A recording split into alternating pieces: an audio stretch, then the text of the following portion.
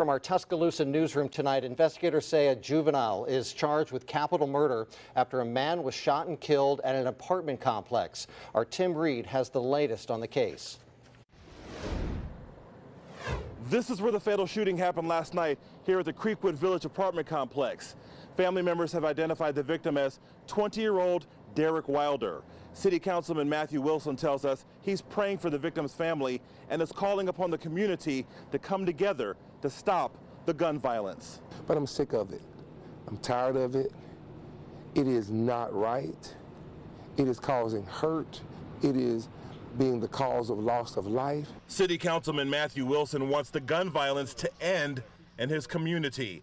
Friday afternoon, he paid a visit to the grieving family members of 20-year-old Derek Wilder, who was shot to death. We should not be losing our young people to violence, gun violence, domestic violence, any type of violence. We must begin to think like being one, because one community, when one person hurts, we all hurt. The fatal shooting happened at the victim's home at the Creekwood Village Apartments. The Violent Crimes Unit is investigating, and officers tell us the murder happened during a robbery. We were able to develop a suspect. We were unable to locate him at that time.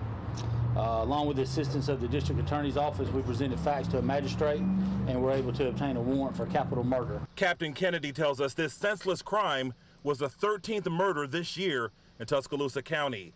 Shortly after the juvenile allegedly shot the victim, some friends of Derek Wilder drove him down the street to a police precinct, trying to get him some help. But I'm grateful and thankful for our police department, our chief, our mayor, our council, the U.S. Marshals, for being expedient in making sure that they caught the person. I spoke to the victim's family today about the shooting incident, but they were too upset about it to talk about it on camera.